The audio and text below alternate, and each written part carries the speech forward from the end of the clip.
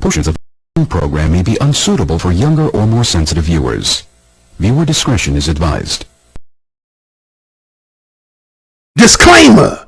Copyright disclaimer under Section 107 of the Copyright Act of 1976. Allowances made for fair use for purposes such as criticism, comment, news, reporting, teaching, scholarship, and research. Fair use is a use permitted by copyright statute that might otherwise be infringing. Non-profit education or personal use tips the balance in favor of fair use. This video was made for entertainment purposes and is transformative in...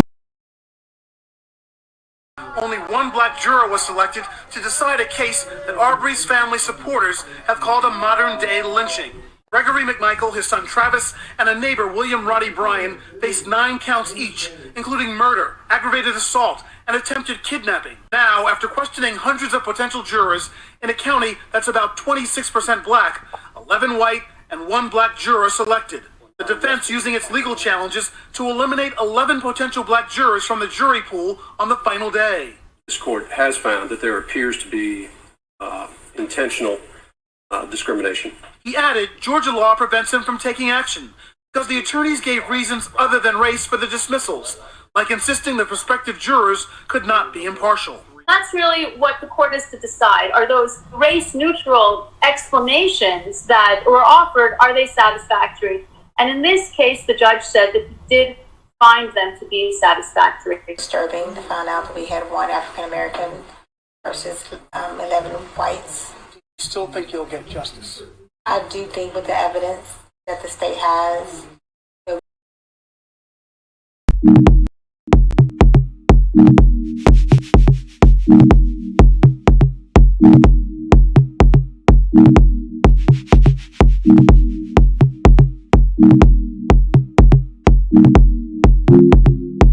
Hello and welcome to the most hated show in the black corner of YouTube. I am your host, the whiteologist, Mr. Blows Your Minds, and this is We Up Report.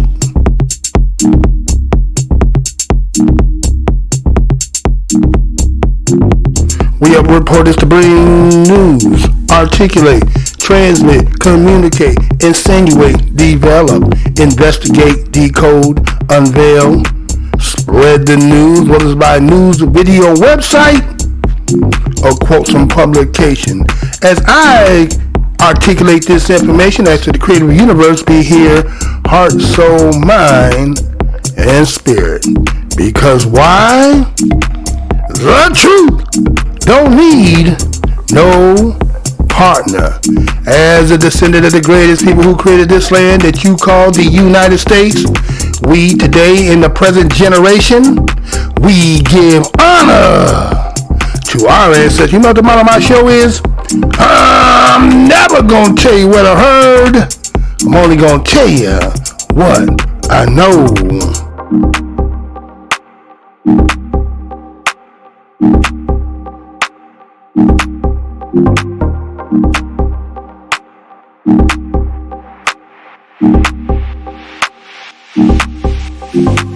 Today's date is November the 7th, 2021. Another episode of We Up Report. I want to thank each and every one of you for coming over here. Well, we're going to talk about the Ahmaud Arbery case, the selection of that jury, the oddness of so many people residing in that county, in that area, that you can only find one individual to be a juror out of hundreds that you had sought to seek the perfect jury for your defense. Well, you know we have to keep our minds and eyes on these cases, because history has shown that when you have a lopsided jury, history says if we don't know history, history can repeat itself. And the atrocity of the crime that we all witnessed, or what happened to Ahmaud Arbery, it is to do our due diligence and to stay abreast on what goes on. So we're not going to let this slide by. So stay tuned as we get into this broadcast. Hey, how's y'all doing, everybody? Again, this is your host, Mrblowsurmind, and welcome to We Up Report. To my day ones, original day one subscribers out there, what's good, fam? I'm glad y'all slowly getting back in here. I'm trying my best to do what I can based on all the circumstances that have led me to be absent or AWOL for a period of time. But I'm glad that y'all are slowly matriculating back over here and doing what y'all do by, watching the video, hitting that like button. Some of you hit that dislike. Share the video. Help me to get out because, again, I've been in the business for as long as I've been, but I can't get 100 views. Again, used to get thousands of views, but it isn't about that. It's about the perfect message for the perfect people at the perfect time. So anyway, we want to thank you for coming over. Passerby, you happen to pass by. This is the most hated show in the black corner of YouTube. Go down the aisle. I have a new one I just did recently, and I do have some archives. You can go in there, check out some stuff. Happen to see something that make you feel some kind of way. Remember, the motto of my show is the truth. Don't need no partner. So as you've seen in the intro there, you've seen the newscast, and it is about the story of Ahmaud Arbery, the story that captivated, the nation in some sense, because it really got hidden because there had been the George Floyd situation. There was the Breonna, right? There was the Breonna situation as well, and the death. We ain't gonna say situations, right?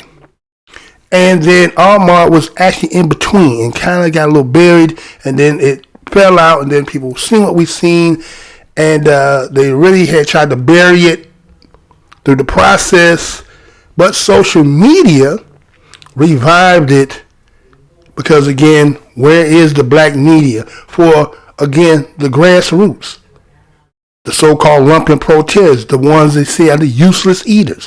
Where's our media? Where's shows like this and others that they call the black media, who go out here and we do by disseminating information to keep abreast and acknowledge of these atrocities and stories that continue to keep happening. So again, thank you for passing and coming through. So anyway, what's interesting about that is because there is history in this country when it comes to black Americans and the justice system and the whole ordeal, how, since the inception of the POW-ness is what I'm going to say, right? As POWs, it has been the law that has somehow always made some kind of exceptions to always find a way to oust us out. And if we're not careful, we don't understand the terms, people play mind games and try to tell us that, well, we recognize what happened, but according to the rules of the game, there's nothing illegal about it. And yet, history keeps showing us when these situations happen, it has a high probability of the outcome may not be in the favor. I mean, it seems to be some people say a slam dunk, a home run. It should be a closed case. Just based on everything that had been been reported about what took place. But they now have picked the jury, and then with this being said, how can it be a representation? Well, I guess in this case, juries of your peer. And when we're on the other side as being, I guess, defended by the state, and the other people on the other side are of the dominant people of the nation, then I guess when they're on trial, it is a jury of their peers. And so they're going to be the dominant. But it seems that they don't want to put too many of us in there because it seems that somehow we have animosity and we cannot look at the situation without having emotions and feelings. So we cannot give, the best of what would be, I guess, evidence. And as if the others would not. You get what I'm saying? So anyway, let's get into this a little bit here. And it's just the third of this saga for George Floyd, Breonna Taylor. And now Ahmaud's turn to try to get some justice. And let me show you here about how they put this up there, right? You ready to get into this, sir? Let's go ahead and do what we do here. So let's look at it this way. We go there, sir. Let's take that one down. Okay, so let's go. We're gonna go with this here, right?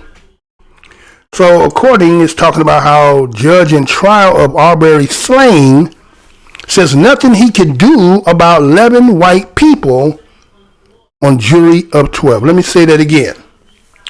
Judge in trial of Arbery slaying says nothing he can do about 11 white people on jury of 12. Right? I got an old saying, right? I'd rather be tried by 12 than carried by 6, right? So what happens if you put somebody to be carried by 6, and then now you're being tried by 12? And according to not just your testimony and those who were in cahoots of what they said, but we're back to teleport back to the event of what took place. We all get to see and observe it based on the circumstances of what's been said. And then now you're being tried about what you believe to be innocent. And so the Arbery family, they had expressed outrage about how this process eliminated so many black jurors.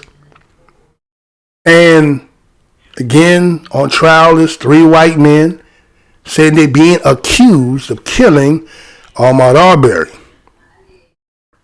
And that according to this judge, he says that there was nothing he could do about how the makeup of this jury ended up being 90% white. Almost like, you might as well say almost like 99%, right? So anyway,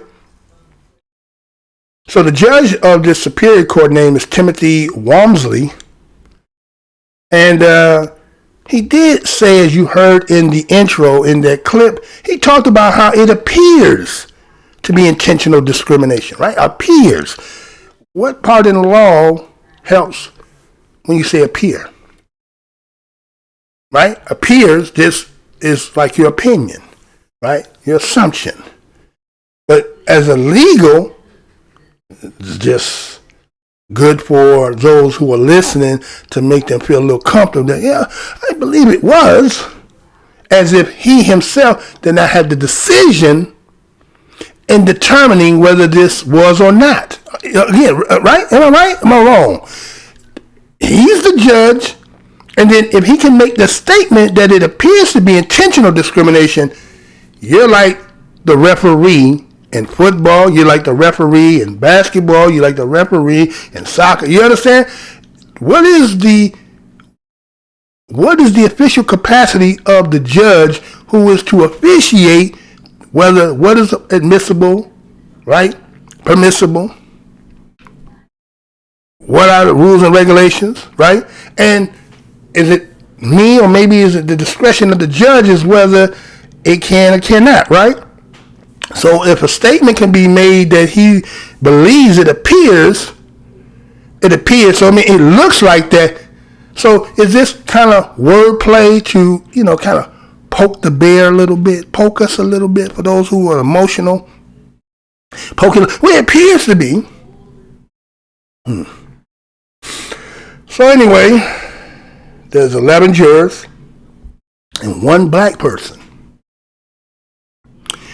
And as people, black people and people in general color, is there comfortableness knowing that all white people, it's not saying that just because white people are the majority as the jurors that you can't get a fair trial, but history is the indicator that we have to always, again, being black Americans in this country, and I know some of you Aborigines and indigenous, we all family. It's like we all had different last names, but when it boil it down to, we gonna be family.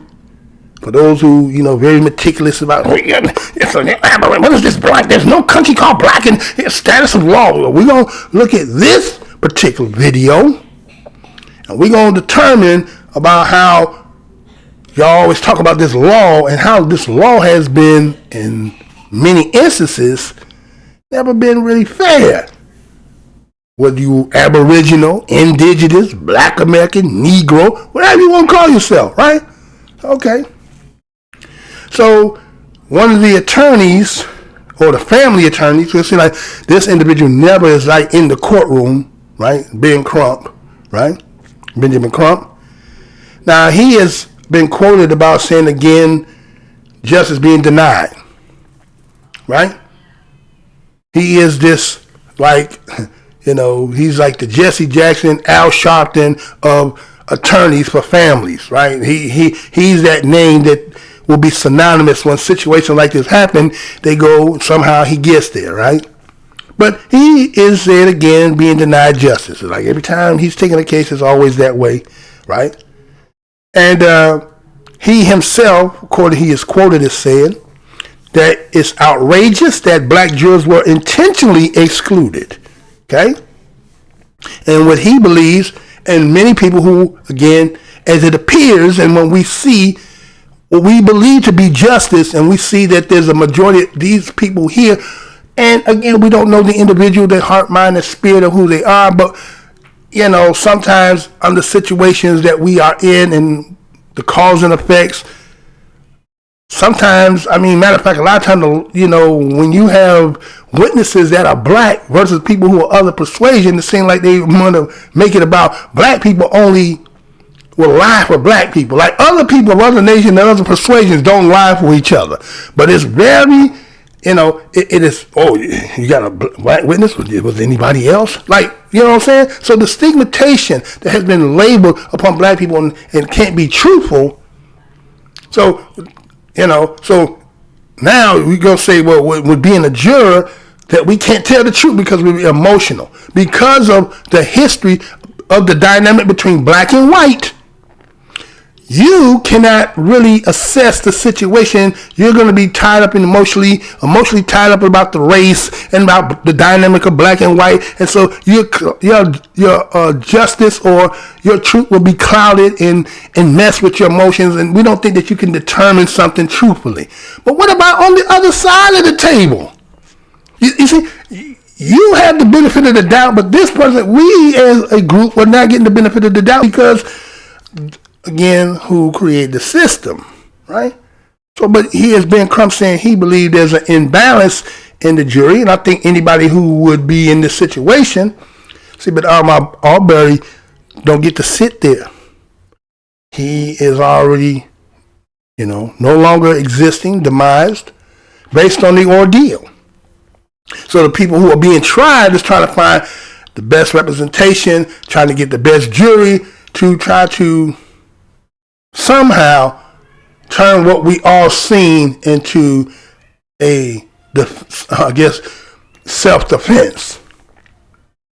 But one of the family members that specifically was talked about here, her name was the aunt of Ahmaud, named Thea Brooks. She said she wasn't surprised. Now, you heard in the video there, Ahmaud's mother say what she had to say, being in front of the cameras, try to, keep that, presence of not being emotional and, the angry black people. But the family member who's not in front of the camera, which was Thea Brooks, she said she wasn't surprised about the outcome. A lot of our people sometimes be acting like they surprised when certain situations, like, what you surprised about? Surprised about what? It's like everything act like this brand new. Like everything that sometimes the things that be happening, like, I'm so appalled. I can't believe that they're doing this. Wait a minute. Do we have amnesia? Do we have amnesia about all the things that history has shown us? And, a lot of people want to say that was post since Barack Obama and everything has been wiped clean and that we have moved forward. But, who benefits when you do that, when you start talking like that? Who benefits from that? You as the individual who've been going through this for generations and telling yourself that it's better, when we keep seeing the repeated stories over and over again, the same script, the same way every time. Now, we're not jumping to the conclusion of saying that Ahmaud won't get justice. But we have to watch and let them know we are watching, and we know how history has shown. And if we don't pay attention, we know you can, slip the Mickey in the drink. So she goes on, according to the head quoted in this article, with just another injustice that we face daily. A lot of people will say that, you see on these NBC News and Fox News and things like that, and the assumption that they say that people trying to state that the country, United States, is a racist country, but it's always two different perspectives, right? You as white people, I'm not saying that you don't go through anything. And we're not going to say that everybody who is black does. But more times than not, when you talk about injustice, on that scale, whose weight is heavier? I'll wait. Okay? Now, the defense attorney for the Michaels and that Brian, as being defense attorneys, they first thing they're going to say, well, our clients they are innocent. And that's what they're paid to do. To be a defense attorney and knowing you see the case and got to defend it, what kind of individual are you? Or do you get to hide to say, it's just my job. It's my profession. This is what I do. Right? Then I have to take a square peg and fit it in a round hole to justify or try to get you a little lenient.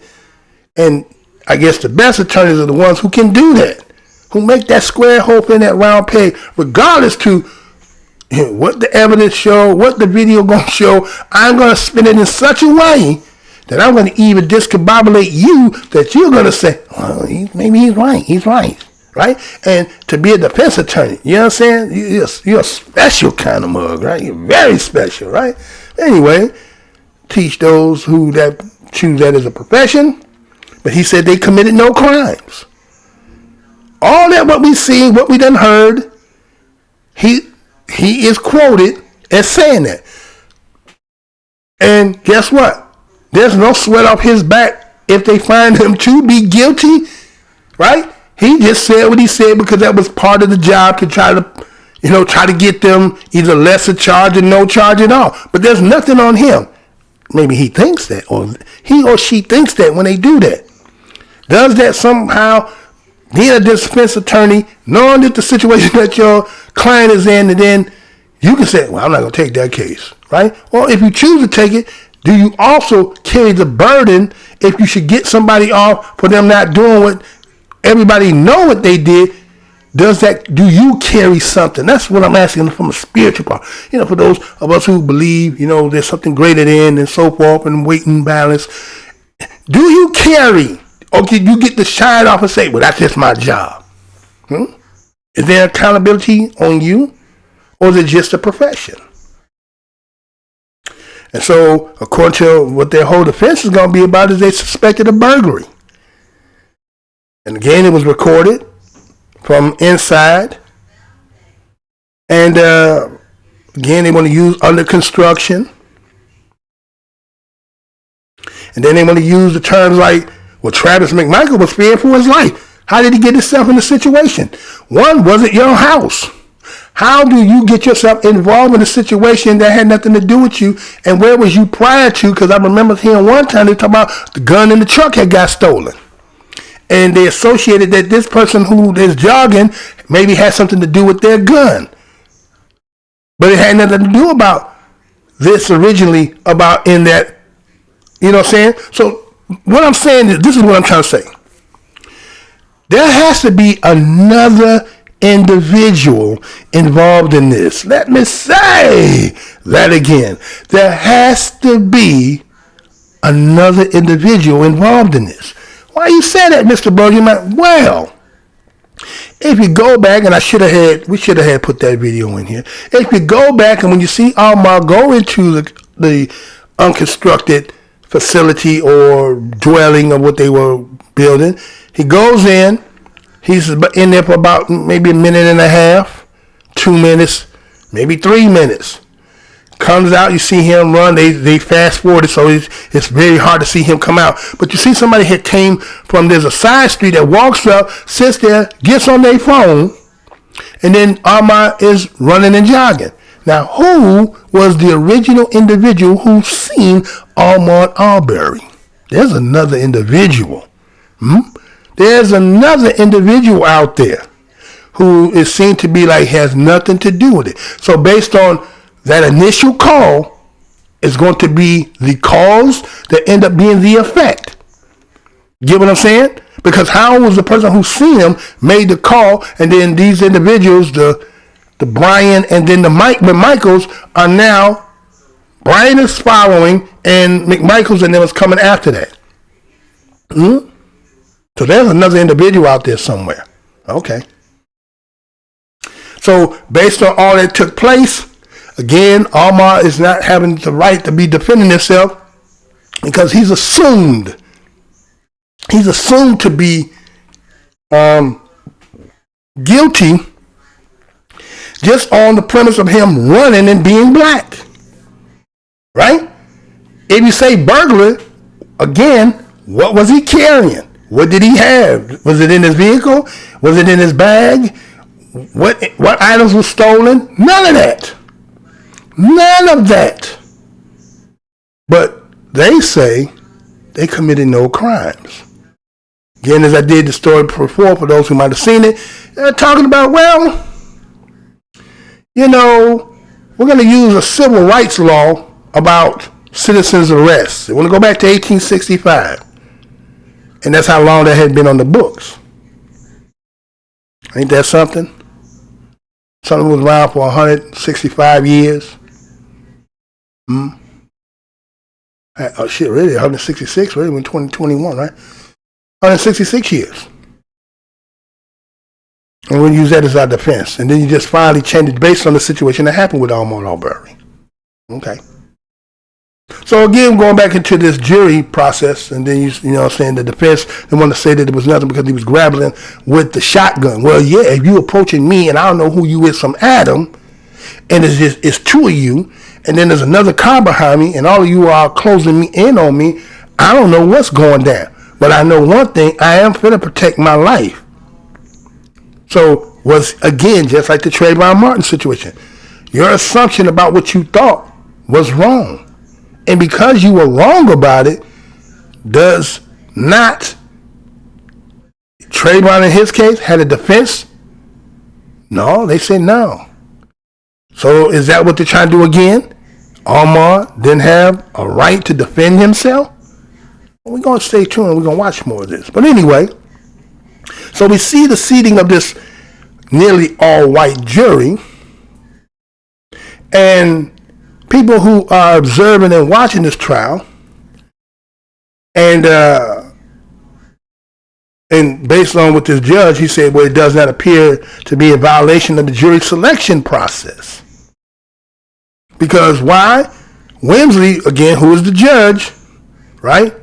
Who is the judge? His approval is unlikely to lead into a mistrial or related appeals.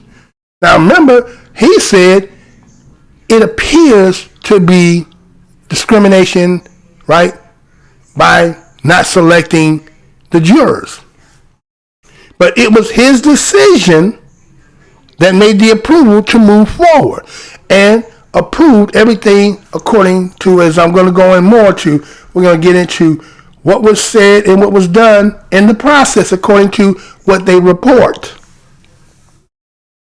So, looking at it from our view, they say, well, we're looking at, well, it's horrible. How's it that you're going to get all this and this? How's it that, right? But they say ultimately this judge, he made the right ruling under what they say Georgia law. Not under your emotions, not what you assume, not how you correlate, but under Georgia laws.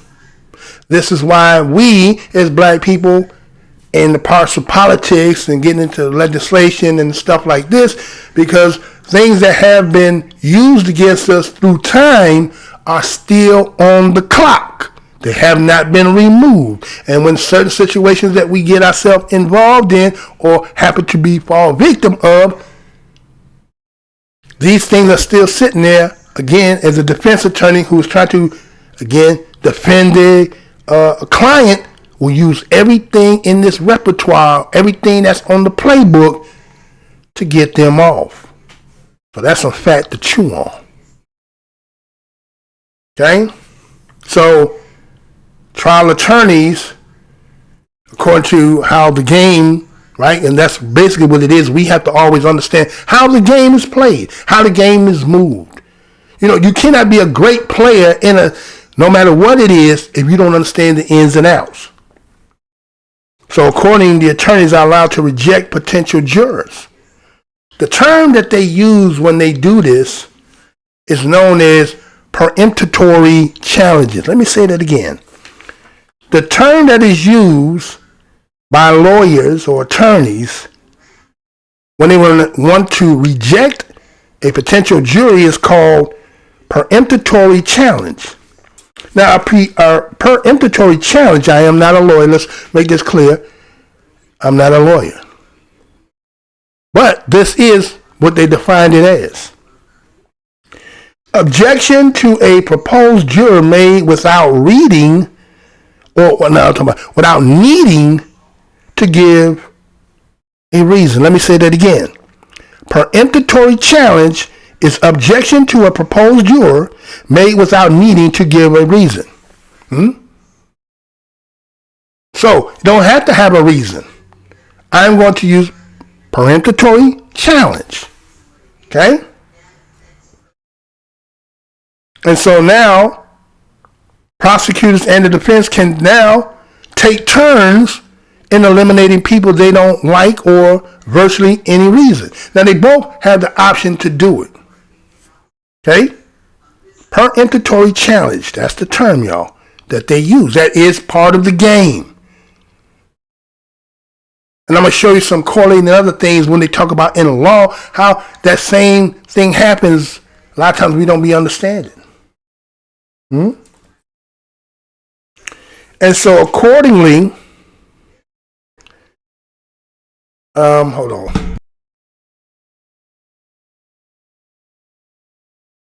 All right, take me back. Okay. So accordingly, they can eliminate any people who they don't like for virtually any reason. But they say they cannot strike a jury based solely on race. Now, how do you determine that? How do you determine that somebody's not using race to eliminate somebody when we're looking at, in this particular in this case, you only got one black juror out of, I'm going to give you the numbers of how many jurors there were black and how many jurors they start off with. And then out of all that number, let's say, I'm going to give you this. 200 they start off with, and you only got one black person out of a jury of 12. And really out of 16, because you got 4 electives too, right? Right? The odds of that, 200, only one good black one out of 200. And they use peremptory challenge. Now, accordingly, they said you cannot rule based on, you cannot strike a juror based on the soleness of their race, and supposedly the U.S. Constitution, the United States Supreme Court had ruled it unconstitutional in 1986. Let me say that again.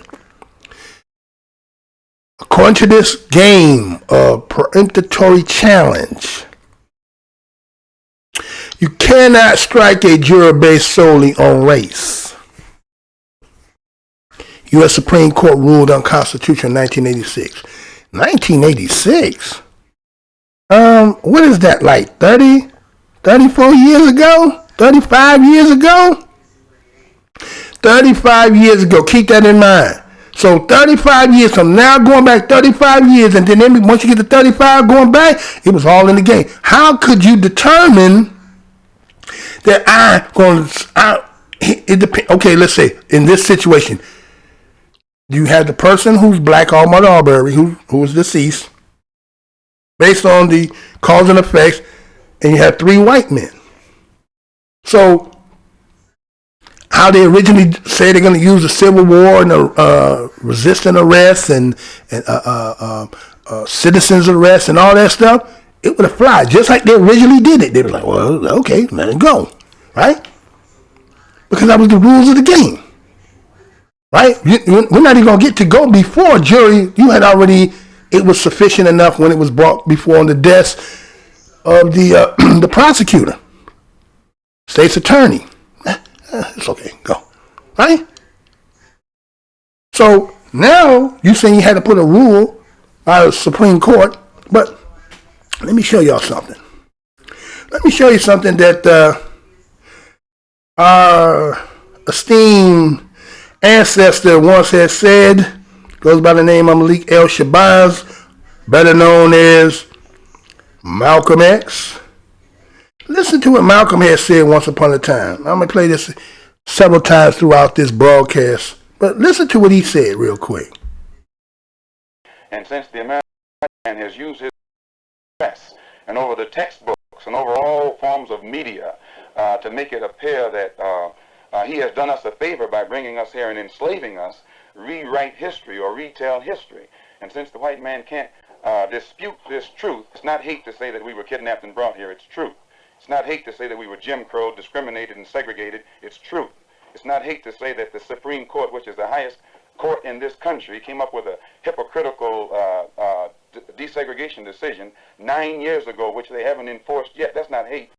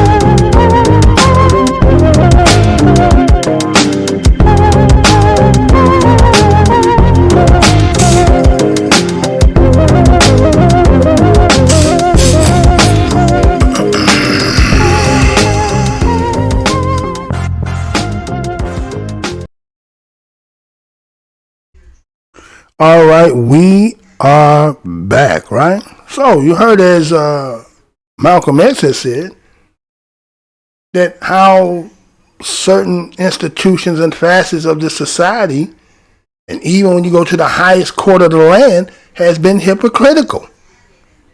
So there's things that have been sitting and festering for a long time that again has to be challenged so that it can be turned and changed, right? So that's preemptory challenge, right? So now let's say that you have an attorney who's going to believe that that one of these people they're using preemptory challenges are being discriminated or being dismissed or based on race. Well, the term they use is called Batson. Let me say that again. If an opposing attorney, when one attorney or lawyer is using preemptory challenge to get rid of somebody, then it is the opposing attorney on the other side who's supposed to come back with Batson. Okay? When he believed that they being dismissed on race. And what is a Batson?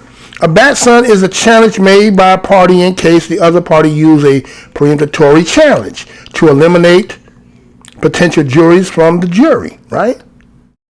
So this should have went back and forth. So if that be the case, if the defense tried to use preemptory, then the state would have been like, well, we're using Batson. So that means who makes the final decision between the two? The referee, the judge, right? Okay. And so, as you heard a little bit in that intro there was that one woman, and this would force the other attorney to provide a race-neutral reason for the person who they dropped. So, if the state had decided to contest the preemptory challenge, then that means that they would have to prove by race-neutral reasons why they dropped the person. They would have to explain themselves how they did it. Okay? Now, they went into this whole thing about how there was 1,000 jury duty notices that was sent out in Glenn County. And they end up eventually with almost 200 potential jurors. And what they did is they sent out questionnaires, or they questioned them before the pool was whittled down from 200. They got it down to about 64. And then from that 64, they got it down to 48. And then this is when the judge allowed, when it got down to 48, he permitted preemptory challenge, right? So prior to the 200, that wasn't part of it. But when they whittled it down, as they said, down to 48, then now we can put this part of the game. So you can now chop a lot of them out of there based on the simple fact of whatever reason. Okay? So this is the game. And these parts of the story must be told, because these are not going to be on your general news. They don't go into the details in depthness. That's why channels like this and others, you must support these channels. Like, share, comment, other means if you feel so need that you want to do it. That's the only way you're going to keep getting this. Because, people are doing a lot of things to make sure that a lot of this is not being heard and being sought. So it's up to you. If you think that there's some importance in this, that's what you need to do. Okay? So just imagine that, right? So there was a process between the two, going back and forth and so forth, and that's what ended up happening. But what happened after all that being said and done? You have 11 potential black jurors who were cut. So there's 11 black who were cut, and then the one they had. So there was only 12 out of that 64, right? 12 out of that 64. And they got rid of all of them but one. So I guess they said there's nothing wrong here, right? What are you talking about? And so the individual that you seen, that woman in the beginning who was at the end, kind of explained a little bit. She said her name was her name is Laura Hogue. And she said she could give a race-neutral reason for any one of these, right? Now, this is the part we have to be kind of understanding. Because she said, some of those, now again, there's 12, but there was only 12 of them. They presented strong opinions about the case. So when you are a juror and they give you the questionnaire, right? We're not saying to lie, but you're going to have to put your emotions in check. See, if we're going in there, and again, can the questionnaires be racial intent when a particular case is happening? So the question that they're asking you could pertain so they can use as a way to get rid of you. And so if you're going in there and letting it all hang out, putting your heart on your sleeve, as they say, right? Then that can be used as preemptory challenge to get rid of you. And so when they were writing, according to what they was talking about in this article, a juror had written on her questionnaire, she believed Arbery was shot due to his color, right? That's what she wrote. So based on the fact that you showed biasness, allowing them to exclude you by you saying that. Doesn't mean she's not being honest. It's just that you disclose that, right? Meaning, like, say for instance, you have family members, and family members are going back and forth with them, right? And you have to be the mediator between the two. One might be mama, the other one might be brother, sister. Equally love them both, but is there favoritism for mama because mama, produced you? Do you use the weight of mama to, not give the conclusion of being truthful? or does she get a different scale? And so that's what they're trying to say. When you come in and you're saying that you have some biasness, then they're going to say, well, we can't do that. So you mean to tell me the other side, right? The other side of people, when they come in there, they know their game already. You see what I'm saying? We need some re-education on all levels, not just on certain things, on all levels of things. When we talk about own code and knowing, you understand? On everything. That's not saying we lying or being dishonest. We're just saying in order for us to have, so they can't just have 1 out of 12. You can't be discriminating against yourself when you're sitting there talking, when you're filling out stuff. That has no jurisdiction in that. You're there to be an American juror, knowing that you can discern the difference between right and wrong. Not coming in there with your emotions, not coming in there talking about what you think and what you feel. I'm coming in here to find out what the evidence and what can be proved. Right? Okay. So anyway,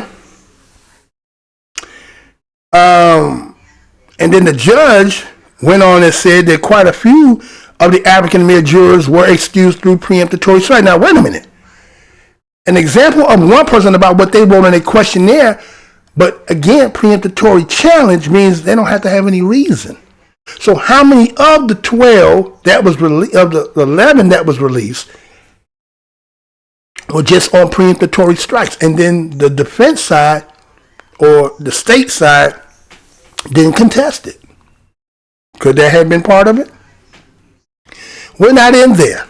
We only get the reports and what they will report. The only people who can really tell us more will be the family who were there sitting through day in and day out. And so accordingly, the article talking about the preemptory strikes executed by the defense, but the judge itself agreed that each of their removals had legitimate, non-discriminatory, clear, reasonable, specific, and related reasons. Let me say that again. Now, he's co-signing it. I don't hear in the report that the state decided to contest it. What is the contested? Called Batson. I haven't heard it. I gave you the definition. I told you the term. They made sure you knew what it was, but I have not read that the defense or the state's attorney said we're going to use Batson to contest. So we see that the judge is saying he agreed that each of their removals had legitimate, non-discriminating, clear, reasonable, specific, and related reasons. He's vouching it. What happened to Batson? Or was Batson using, again, him being the authority over, he stamped approved it? Okay. Maybe that's what that happened, right? So, according that, what they do is they go find people who are criminology and criminal justice professors. One has said that it might appear fair, but nothing at this point is illegal, and the selection process was likely in line with the standard. Likely. Again, what appears doesn't mean that the nuances, the subliminals, the spoken, non-spoken, the spirit of it can still be racist. So everything sometimes said don't mean, things not said and not picked up on by a trained eye don't mean that those things are still not there. See, a game that's been going as long as it's been going can't go the way it's been going if other people are not in tune how it works. Only you get ran over because you don't understand how it goes. So, and to be a better player, you have to understand the rules and regulations, how it moves and how it goes, and how certain people it benefits and why the other people who get ran over by it. So being more politically astute, political savvy, we have, again, we're maturing. Remember, again, the other day when I did the last show, talk about the 14 words, and that was their code, right? And they talk about how the people to mature. That's what has to happen. We have to mature to understand the game. So somebody had did a study back in 2020, and they had found that the prosecutors in about 100 of the California appellate court trials examined between 2006 and 2018 and how they used preemptory challenges to strike black jurors from nearly 75% of the cases. Let me say that one more again. A criminal justice professor, criminology professor, talked about that there was a study done by California, Berkeley, back in 2020, which is last year, and found that prosecutors in hundreds of California appellate court trials, they examined between 2006 and 2018, and how they used preemptory challenges to strike black jurors from nearly 75% of cases. And also they say Latino jurors from about 28%. And when it came to whites, 0.4% of the cases. White folks are not getting, you can't use preemptory on white folks. But if you black, we can get you out of here. But if you're Latino, we can still get you out of here, but not at the same level, right? Because maybe the mature of understanding how this go, if you're going to be on there, you know what you want to do. If you want to be, maybe what it is black folks don't want, I ain't trying to be no juror, so I'm going to get myself excluded. Maybe that's what it is. But remember, if you get called, what are the high probabilities of it going to be somebody of our cut that's going to need somebody in there to have the perspective and mind and spirit from there? So this civic duty, some of us going to have to really, get ourselves really in tune and realize that if you get called up, you might be called up for a reason, and not knowing that your input might be to make the difference in a case that somebody might be getting railroaded. Let's think about that, right? So, where else we gonna go? So with that being said, so when we go back and we look at it, we look at how this judge,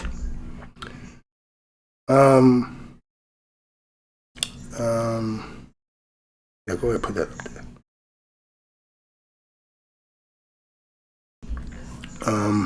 Okay. And they talk about how Arbery's death trial, axing of black jurors legitimate. Right? It's legitimate is because why? Again, whether people want to really be there or not, or really people just showing their hands, showing their emotions, getting themselves, relieved of jury duty. And let's look at it like this. Let's go back and listen to what exactly, remember when he said. Remember the judge has said this. It was his own words. Listen again what he said. Listen to this. This court has found there appears to be intentional discrimination. He added, Georgia law prevents him from taking action because the attorneys gave reasons other than race for the dismissals, like insisting that prospective jurors could. Right? Okay? So we got to look at this, right? So he again, the judge said what again? This court has found there appears to be intentional discrimination. He added, Georgia law prevents him from taking action because the attorneys gave reasons other than race for the dismissals. Like. Okay? He admitted that there was. But isn't he the one that allowed it to go through? So what are they selling? What are they trying? Are they, I did what I did according to the way the rules is, but then again, if we don't get into the nuts and bolts of how this is operating, what you're selling again, spinning in the media, and what is being said, they're not kind of like matching. So when we look at history-wise, how about this? Let's go down history a little bit, because again, those who are familiar over here, I take the news and analyze some of my opinions and perspectives, right? And I also give you the history of some of the things correlating to it. Now, with that being said, what about when we look at history? Because that's what we're going to have to do. Because, again, that's the thing we have to start doing.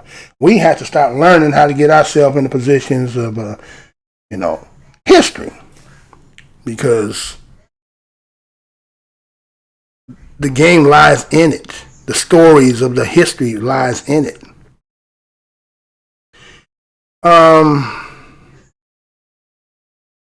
Let's go ahead and this is okay. All right. Anybody remember this? Huh? Ever heard this story here? The Scottsboro Boys? Ever heard of that? That was about 1932, right? 1932. What we at today? 2021. So we're talking about what's that? 89, almost 90 years ago, where 9 black boys were accused of raping 2 white women on a train. Didn't we hear recently somebody was raping somebody on a train, and he was actually black too, right? That's a tragedy. The boldness of doing that, right, in front of everybody, right? But in 1932, they called it the Scottsboro Boy. It was 9 black men, as you see, black young men right there, right? Can we get another picture of them, right? That's them there, right? And, of course, they were accused of raping 2 white women in Scottsboro, Alabama. And, they were found guilty by an all-white jury more than once, several times, right? And they kept granting them new trials and kept retrying several times based on what they call constitution violations. And every time they kept retrying them, they repeatedly wrongfully convicted them. And it was always by an all-white jury. Let me say that again. Back in 1932, the Scottsboro Boy of Alabama was falsely accused of raping 2 white women on a train. They were found guilty by an all-white jury, ended up kept retrying them, giving them a new trial. Every time they did it, they kept finding them guilty, right? And then they were saying based on the Constitution violation. And yet, they kept convicting them anyway. Now, this 1932. Remember what I told you, that the Supreme Court did not put into law until 1986 that it was against the law to, again, pick a jury solely out on race. So that means they excluded black people from the jury pool. 1932, black, you can't get in here. You can't. You ain't got no. So accordingly, they said it was the 2 Supreme Court decisions later that regarded the Scottsboro Boys, what they called the North versus Alabama. Of course, they said it gave the right of a racially diverse jury for non-white defendants. It's this case here of the Scottsboro Boy that they end up eventually. It took, which would have been from 1932 to 60, right? Take another 30 years in order for now to let blacks be on the jury. Supposedly not to be discriminated against, right? Yeah, right? Here's some picture of that, right? But they say it's progress, right? So, they talk about how, when you talk about exclusions, right? When you talk about exclusion of us as part of the juror, right? It shows something like this. Let's see. Can you put that up on the screen for me there, sir? Okay. Right? Exclusion of all Negroes from a grand jury by which a Negro is indicted, or from the petit jury, by which he is tried for the offense resulting from systemic and arbitrary exclusion of Negroes from the jury list solely because of their race or color, is a denial of the equal protection of the laws guaranteed to him by the 14th Amendment, right? They didn't say Constitution. Now, people always say constitutional right. You're just a 13th, 14th, 15th Amendment. Let's keep it 100. You know, everybody like to play the game according to their general understanding of what they emotionally feel like. But what does the rules and regulations in the script say? Okay? Ain't that something? Exclusion of all Negroes from a grand jury by which a Negro is indicted, or from the petit jury. Petit meaning what? A jury of 12 to try the final issues and the facts of a civil or criminal case. That's what a petit jury is. By which he is tried for the offense resulting from the systemic and arbitrary exclusion of Negroes from the jury list solely because of their race or color, is a denial of the equal protection of the laws guaranteed to him by the 14th Amendment. Yeah. Sure is, right? So, you know, when they were saying preemptory challenge, when they used term exclusion of Negroes, right? Not too long ago, everybody remember the story with Byron Allen, and he was suing Comcast and them because they was excluding him as being a black entrepreneur who had shows he was trying to open the door to get more blacks, and then he used Civil Rights Act of 1866, right? Eventually, I think they settled out of court. He got, you know, big sums of money. But I think it also kind of left a hole in there, right? Because it was called the but-for test. Remember that? The but-for test. Now, a but-for test is an action in the cause of an injury. But for the action, the injury wouldn't have occurred. So, but-for is saying, like, basically, everything I'm doing to you not because of you're black, but for the reason you're black. So I can come up with all kind of other stuff, even though that the reason I'm doing it to you is because you're black. But for you. But to see the thing about but for is you got to prove the but for. So it's going to make the burden of truth on these people harder, and that's what he kind of left, that but for, right? So it's always some little, you know. There's always an and, but, if dealing with us, right? I mean, just like it says right there on your screen, the 14th Amendment, 13th, 14th, 15th Amendment, as black people, are you really part of the entirety of the Constitution? Or is this the add-in, this three parts is going to be your whole existence of what they call, what makes operable we dealing with you, right? Because again, if we the people, a lot of people out here, we the people, if we the people, then once you, let's say, emancipated you, that's it, you in the game. But if I have to create and put you in there, that means that what I wrote ain't really about you. I mean, this your part and this our part, right? This our part, this your part. And then wonder why we always getting short-sticked when in situations, because we're not the inclusive. We're not part of the entirety. No matter what people want to keep telling you, well, you're still on that. Prove me wrong. Prove me wrong. Don't come with your emotion. Don't come with that. You're still stuck on it. No. Who has changed the rules of the game? Tell me who changed the rules of the game. Don't give me a couple civil rights and voting rights, and yet every 50 years they vote on to see if you can still vote. I mean, come on, man. Quit playing. Right? Y'all love playing. So, with that being said, Get one more again. Let our esteemed elder tell us once again. Go ahead, give it to him again.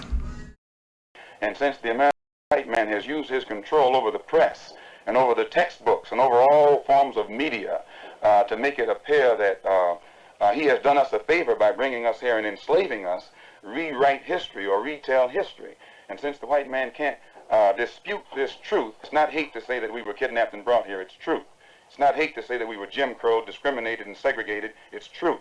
It's not hate to say that the Supreme Court, which is the highest court in this country came up with a hypocritical desegregation decision 9 years ago, which they haven't enforced yet. That's not hate.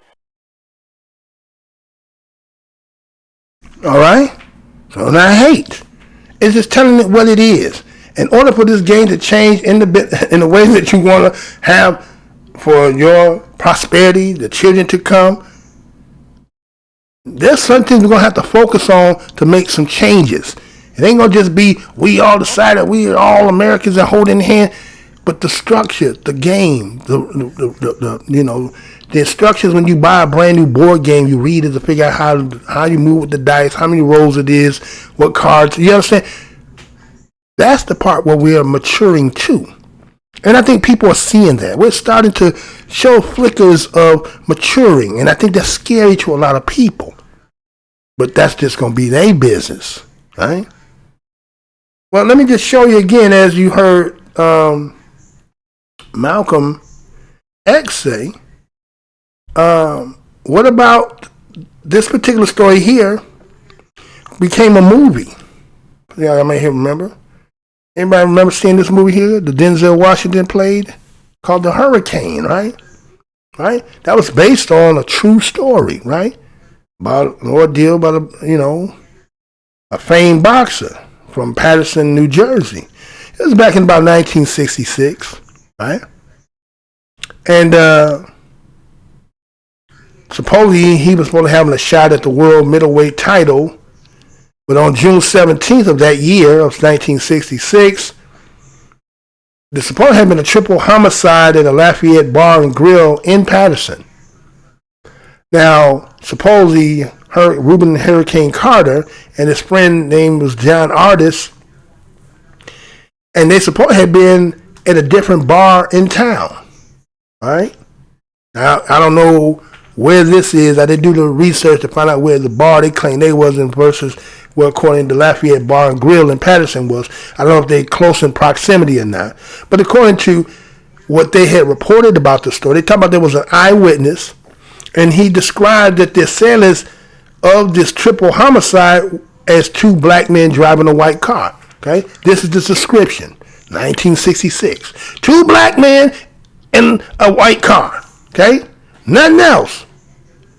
Not how they had, beard, haircut, what clothes they had on. None of that. Just two black men in a white car. So what does that leave, peoples?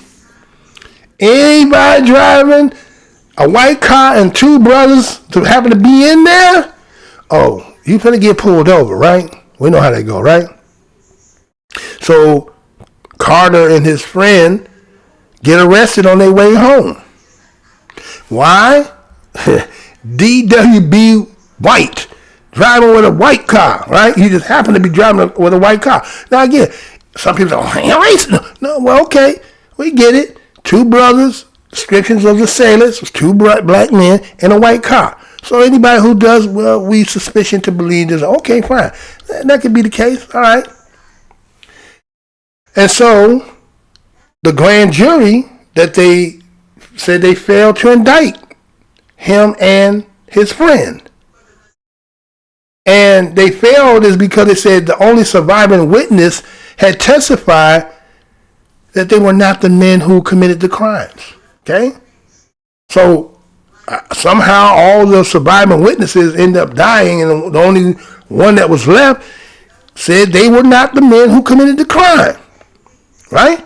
But guess what happens? The state later took Carter and Artis to trial based on the positive eyewitness identification by somebody named Alfredo Bello and Arthur D. Bradley. Now, they listen to this. Look how this. See, this when mother's coming after you, they're gonna use what they do, right?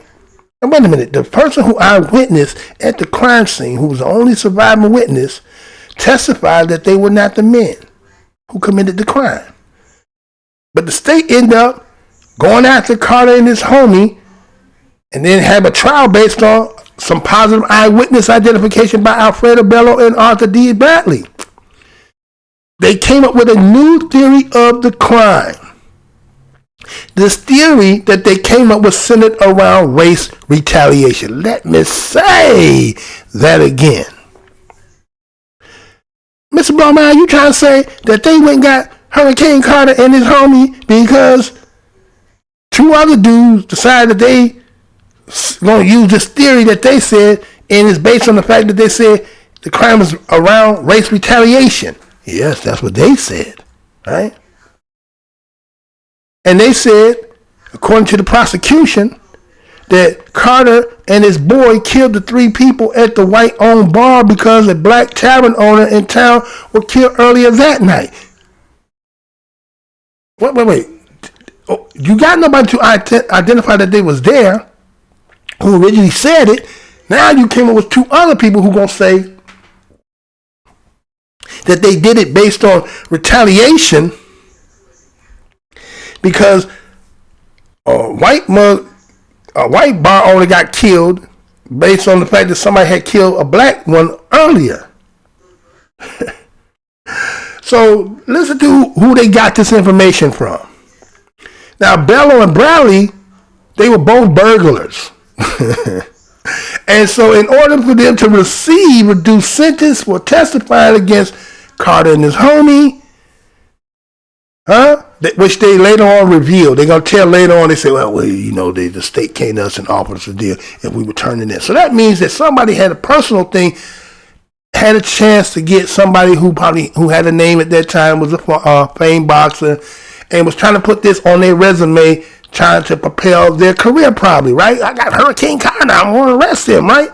Matter of fact, give brother his, yeah, there you go, right? That's who he was, right? Okay, and so they said the state had paid them to testify based on this evidence alone. Now, wait a minute. Retaliation. They came with a new theory. Somebody white gets killed, and then they find that two black people did it, so we're going to charge you for race retaliatory. But we can't pinpoint you being there, though. But we said you was there, and we said it's based on race, and you know what I'm saying? Look at this picture here. Huh? You like knocking white mugs out, right? And maybe that was their homie or something. Huh? We know, right? You know, connected family, but well, you know how it could be. Or just the fact that you was a potential big fish to put on somebody's resume to help them propel their career, right? And so they convicted Carter and his homie, and guess what? An all-white jury. All-white jury did it to him, right? Sure did.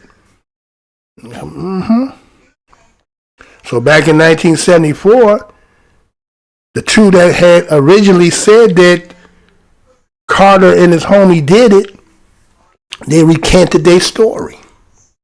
They admitted that they testified to receive leniency from their burglary charge. Okay? So they end up releasing them.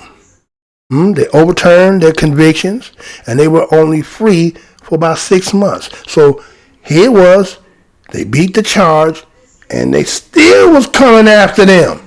Okay? What happened? They must have got to this man again. Because, now check this out. 1966, right? They get the cats to turn on them and say, yeah, we did it. They did it on retaliatory.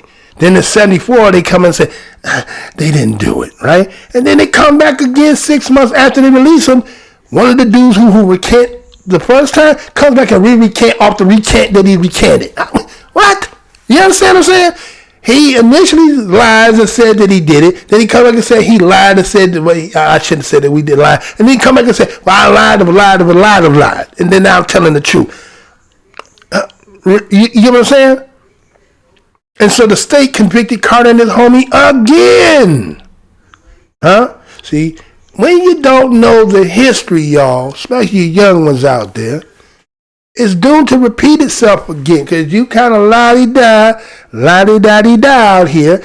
And it's possible some people out here can be vindictive and got an agenda for you because maybe, you know, somebody you hollering at or maybe the potential you may got. There's a lot of things that could be there. Right? I'm not saying it's a blanket, but there are always individuals out here, right?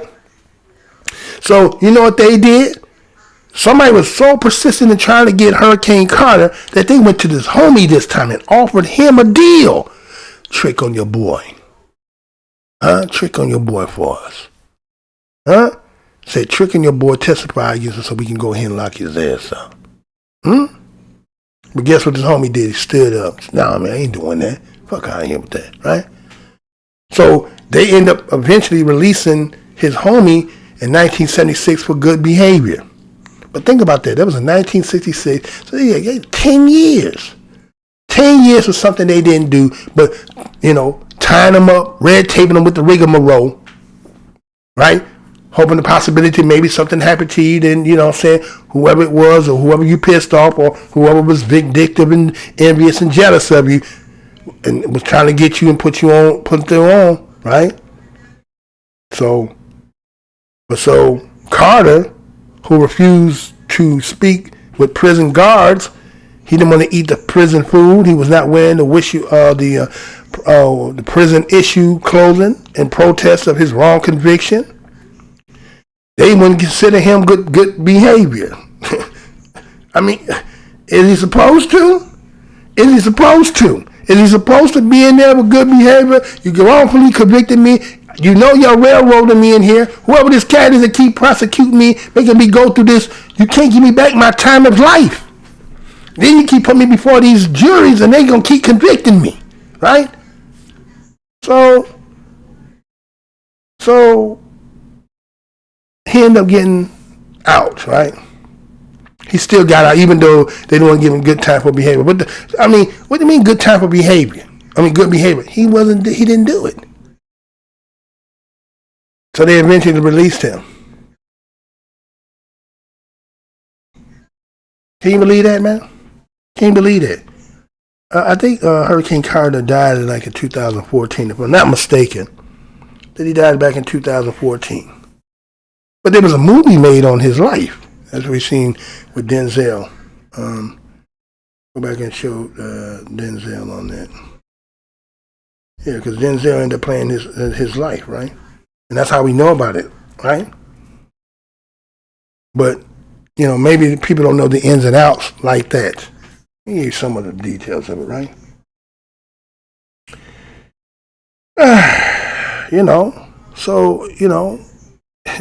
Always a little bit hard out here dealing with just being who we are, right? We've always been going through it. And I remember, again, as there was another study he had done, there was a individual named Patrick Bayer. He was an economist and social scientist. So he did, I guess, his own, and I don't know how he's getting. I don't know, as an economist and a scientist, but they had talked about it. And they said that he did a 10-year-long study back in 2012. And the question was posed, are all white jurors incapable of being impartial to, black, indigenous, people of color, defendants, right? Are all white juries incapable of being impartial to black, indigenous, people of color as defendants? And according to his 10-year study, he finds that there was a confirming that all white jurors have an immense impact on convictions. That white people are doing all the convicting because they're the majority on the jurors. It's kind of like saying when people talk about, it's your government. And then you have people say, well, we have government people of all different persuasions and colors. But if we was to take Maury to come out the back and do a DNA test of Washington, D.C. and politicians in its entirety, what would the results come back and say? Who would be the people of government? Right? Right? So that's the same thing as he's kind of saying. Study has revealed that the convictions, people who are being convicted, are primarily, it's going to be white. White people are going to do the most convicting. Right? And these conviction rates from all white juries, where's conviction rates from juries with at least one black member? Now remember, that's what's happening here. There's only going to be one black member in here. And they said, according to what his study came and determined, that an all-white jury convicted black defendants 16% more. With an all-white jury, you're going to get a 16% more conviction rate if you got out. Nobody, just them. And then they said more often, than with a white defendant. But when at least one black person was on the jury, the conviction rates for black and white defendants were nearly identical. So ain't that something? It takes one good black person versus 11 white people to get an identicalness in the evaluation of analyzing the case for conviction. I thought they said it was 10-1 when it come to us, right? Y'all heard that 10-1 rule? 10 white people for one black person, right? So it's basically 11 white for one black to make a balance in the jury. So see how the history shows and look exactly what's happening? One black juror and 11 white plus the 4 alternatives. 15-1. 15-1.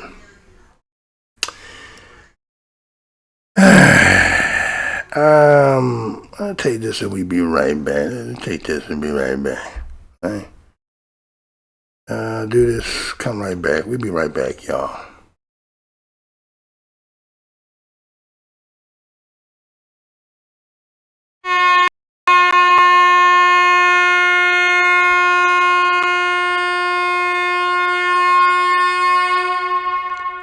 Hey, you sitting here watching the video. Why you sitting there? Put your hand on that like button, click it, thumbs it up, share this video, comment. You can like or dislike it. We don't care about that. And also, if you ain't over here and subscribe, what you waiting on? Get yourself over there and subscribe to get on up to We Up Report. So you can stay up because we going to keep you up. That's how you help keep this channel going. You can also do some monetary donations. We'll tell you about that later. But right now, wake yourself up, like, share, and comment. And don't forget, when you subscribe on that button, hit that put all notifications.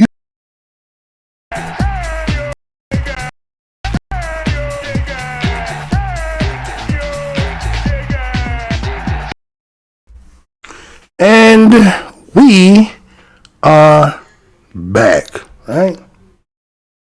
We back, right? So, again, going back into this case again, right? Judge says there appears to be intentional discrimination in Arbery jury selection, but allows trial to move forward with one black jury, right? Right? And there appears to be intentional discrimination. Well, it just appears that way. Yeah, it just appears. It's no big thing in that. Why are guys tripping about that? There's no big thing about that, right? No big thing, right? It just appears to be that way.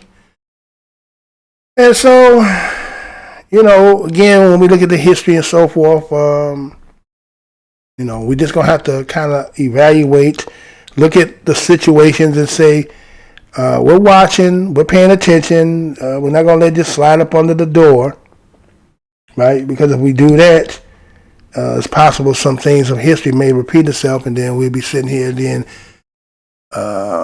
people become emotional when things may take and transpire. So, since we're on the talk of, let's say this, since on the talk about the justice system and dealing with us anyway, right? Do we have that? Yeah, let's go there. All right, so I seen this the other day, right? I don't know if any of y'all seen this or not. International Tribunal finds U.S. guilty of crimes against humanity. Let me say that again. International Tribunal finds U.S. guilty of crimes against humanity. Okay? So, what does that even mean? What does that even mean, right? What does that mean, right? So according to this International Tribunal on Human Rights Abuses against Black, Brown, and Indigenous People. The program was held on October 23rd to the 25th, held at the Malcolm X and Betty Shabazz Memorial and Educational Center in Washington Heights in New York City. Washington Heights, I think, is now Harlem, or used to be Harlem, right? Washington Heights. But anyway, it's aka known as Turtle Island and Lenape land. the theme of the tribunal, they said, was we still charge genocide. Okay, we still charge. Wait a minute. So there was a before. Okay, we still charge. We still means whatever was initially done, that we still charging you today, right? So just in case you don't know that, I'm gonna give you the history to that, because maybe you never heard of that. And again, this is in recognition to the original we charge genocide, right? It was the crime of government against the Negro people, right? So again, it's not black people hating the country. It is that the country in itself and the people who have been, again, as Maury Povich would come out, those people who would be genetically the people who collectively have been writing and using the government to do its dirty work, right? So back at a particular time, as I'm about to show you, some of our ancestors decide to, charge the government on the crime against Negro people. It was a petition done in 1951 to the United Nations that was signed by, they said at that time, notable intelligentsias, I guess, right? Intelligent people. I talked about Dr. W.E.B. Du Bois, Claudia Jones, Harry Haywood, Paul Robeson, and others, right? Let me show y'all something here. All right. So, is that right? No, that ain't right. There you go. No, that ain't right. Okay, yeah. Okay. So let me show y'all this. Okay. All right, then. Let's go ahead. Let me tell you about this. In December 17th of 1951, we charged genocide, petition submitted to the United Nations. Right? Back in 1951, a group of intelligent people decided to charge, genocide, and they wanted to submit a petition to the United Nations, right? And so it was Paul Robeson and William Patterson was submitting a petition from the Civil Rights Congress, which is CRC, and they were taking it titled to the United Nations. Titled it, "We Charge Genocide, the Crime of Government Against the Negro People." The petition was signed by almost 100 U.S. intellectuals and activists. Robeson led a delegation to present the document at the UN headquarters in New York. Okay? Sorry about that, y'all. Some water clearing my throat. So anyway, this is what happened in history. Now again, this had just taken October 25th, right? This was in the articles that I had seen and recently that just came out. And so they did it. But again, who did you go with, right? Who did y'all have this tribunal with that is going to enforce anything? So again, doing certain things to get you in a certain emotional feelings, but really at the end of it, what validity does it really have, right? So just as for the history of it, to show you, here is the picture you see there with Paul Robeson and them, right? And they got the photo op of that, right? But that's was part of that petition. And those who know the history of Paul Robeson and what happened with him. So, according, they say W.E.B. Du Bois was supposed to have been part of that, right? Because there's a lot of our people out here on some of these channels, they're talking about, getting your passport and then take yourself and relocate yourself or repatriate yourself back to your motherland and all that good stuff, right? Okay. No problem in that. But what happens when you are a person of some severity of a threat and stuff like this happens to you? Because this is what supposedly had happened during this particular time, right? So accordingly, W.B. Du Bois, he was scheduled to accompany what they call Patterson, and they're supposed to go to Paris. But when they end up stopping Du Bois, according to what they say, we don't know, but this is what they say, that the United States Department prevented him from leaving the country. Let me say that again.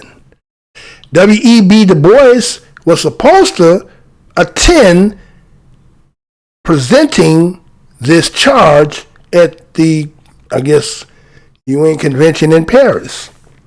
But he was stopped by the department, U.S. State Department, preventing him from leaving the country. I thought you could just get up and leave when you want. Just because you had a passport that none of y'all be talking about. I got a passport, I could just leave. Well, why did W.E.B. Du Bois when they leave? Unless this is a lie, right? It could be. It could be a lie. It could be that. Maybe they did that so that he would be there to legitimize it, right? You know, sometimes everybody think that everybody who they put in front of us and talking about how they was great for us may not really be who that is until you really go delve and look in there. But anyway, they said it was a book-length petition, and it was documenting about all the hundreds of lynching cases, all the forms of brutality, discrimination, and they're talking about the patterns of government inaction and complicity, right? But government in itself is a boogeyman because the government is the institution. It don't run on its own. It makes people that get in there and do what they do, right? It's people. So when you say government, it's kind of boogeyman. So it's people who get elected or selected and put into positions that have the effect on all of our lives, good, bad, and the ugly, right? And so at the time when they were doing this, the charge was saying 85 years since the end of slavery. So if that's 1951, 85 years would take you back to the end of slavery. And so they say that more than 10,000 black Americans were known to have been lynched, which they say was about an average of 100 per year. That's a lot, man. 10,000, 100 per year. And really they say, they think about it, say the full number can never be known because a lot of those murders were not reported. And so the petition cited how the UN's definition of genocide said, just like kind of like that fraudy, right? How he said that, according, I had seen something recently with let's say the back and forth between him and Paul, right, Rand Paul, and saying that you went now and changed the definition of what was it called? I forgot the term, but they went back and changed on the website what originally had been said. So when they changed it, they said, well, no, you originally said that. So now you're trying to change it so it can fit what you want today. So in this petition, what they did in 1951, they did according to what the definition that the UN said on genocide. And this is what it said at the time. Any intent to destroy in whole or in part a national, racial, or religious group is genocide. Let me say that again. The petition cited that the UN's definition of genocide, any intent to destroy in whole or in part a national, racial, or religious group is genocide. And then the petition concluded that, therefore, that the oppressed Negro citizens of the United States, segregated, discriminated against, long the target of violence, suffered from genocide as the result of this consistent, conscious, unified policy of every branch of government. If the General Assembly act as the conscience of mankind and therefore act favorably on our petition, it will have served the cause of peace. Okay? Serve the cause of peace. But what kind of teeth do the UN really got? Does it have a military? Matter of fact, I did a video not too long ago when we know that Donald Trump, when he got in office, they had gotten out of the UN, right? They left the UN. But when Biden got back in, he got back into the UN. Right? So when Trump was there, was no UN. with no purpose. Matter of fact, if I'm not mistaken, didn't the George Floyd situation, didn't they try to go before the UN? But obviously, maybe they didn't know that. But so how did y'all go to the UN against the United States when they weren't in the UN anymore?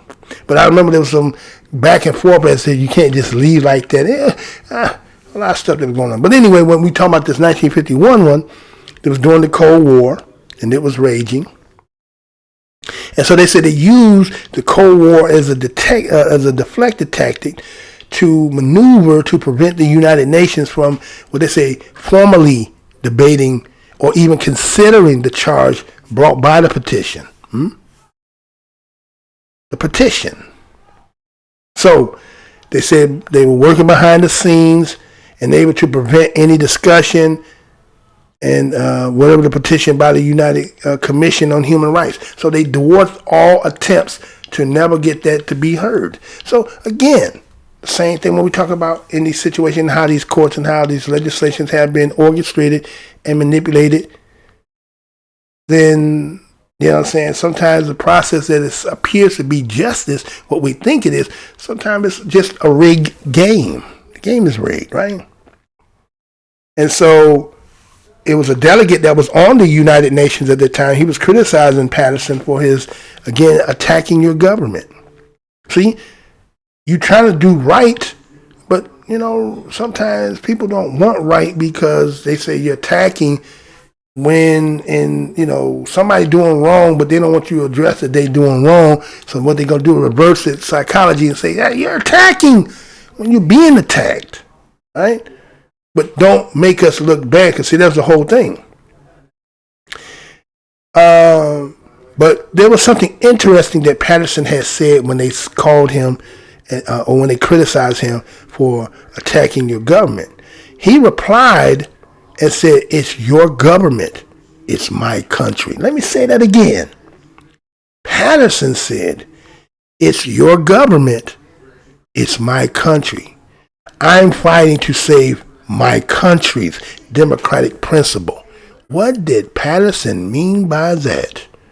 Ponder over that. They were saying, he told them, oh, it's your government, but it's my country.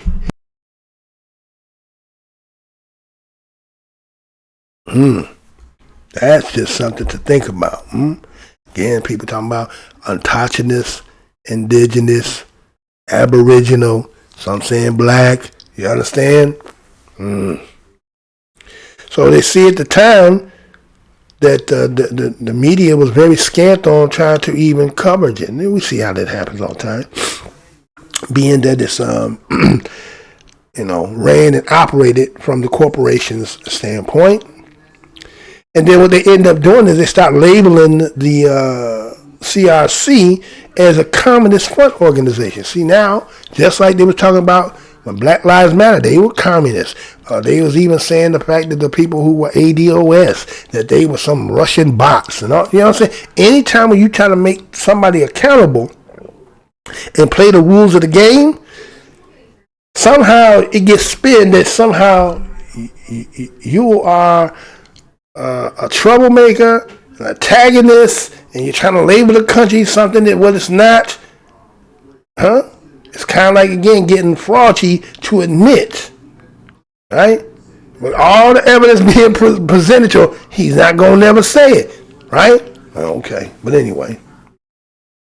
And so they were calling it communist propaganda, right? Communist propaganda. I mean, it's kind of said today in sleight of hand ways, is some of these groups that's out here and they try to make it, there's socialists and all, right? But it's fuck all that. We're talking about the crux of what it's really about. No, we don't talk about that, but anyway. But they were talking about at this particular time that everywhere you went in the world, right? They were getting coverage. They were showing, they were talking about it in Europe, Africa, Asia. They were all knowing about this petition being sent. So that means the world knows the things that have happened with black Americans in this country. It's not that everybody don't know. And that means that all these people who come amongst us from other lands, I don't know how knowledgeable. A lot of them are. A lot of them just seeking to try to, again, they say asylum seekers and refugees and, coming for economics, but as until caring about, they don't give a shit. They don't give a fuck about that. They here to get what they here to get. But according back in 1951, all those nations knew about that petition and the charge. And so, again, you know how they do. They're going to flip it. So they said, wait a minute. This stuff that you're doing for political influence, you're making the Russians and the Chinese look at us a certain kind of way. And this document is going to weaken the American free world. Our claims and our assertions of global moral leadership among non-white people against colonial rule. Huh? I mean, they're in our face talking about you finna give somebody $450,000, which I showed the other day, really it's $3.4 million. Mooted is trying to negotiate for them to take the $450,000. Then I seen Biden the other day double down after he said there was nonsense said. Then he came back and doubled down. Well, what if your kids was taken? What if they took your kids? Oh, that's how we playing? Okay. All right. So, and so with that being done in 1951, they said it began as the Black Freedom Movement and start gathering their strength based on that. And so you start seeing a lot of the sit-ins and freedom rides and all that stuff was happening based on the fact that the petition about all that being done, right? And it's not saying that that's what we're trying to promote here. What we're saying, this is the history, right? This is the history. It's going on exactly, will that be 70 years?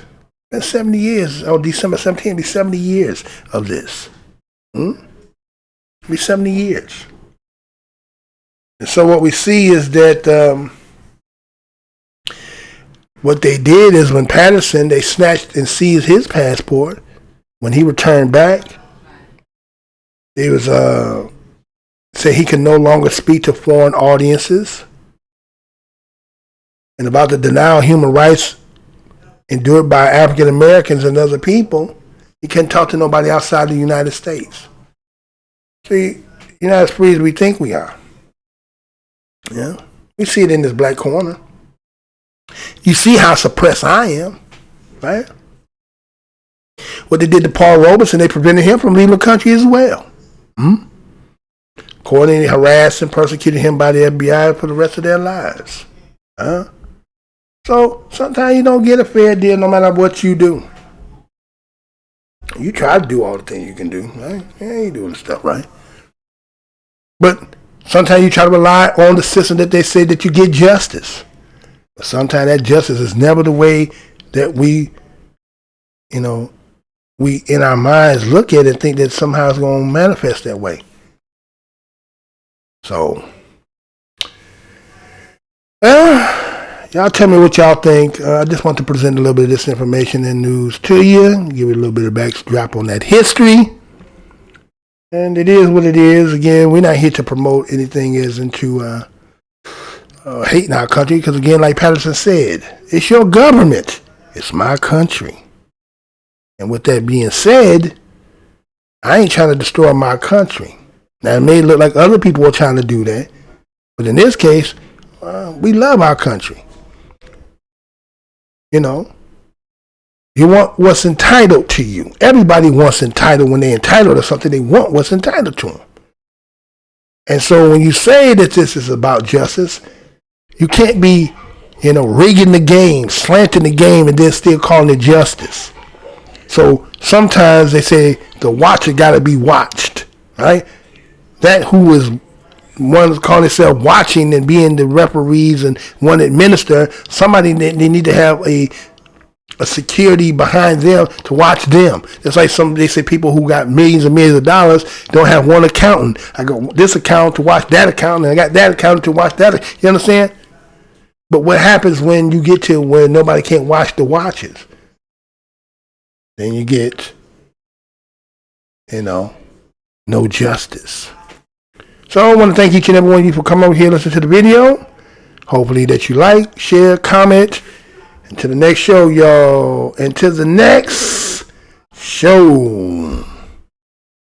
Tonight, let's make them remember. This is Zion, and we are not afraid.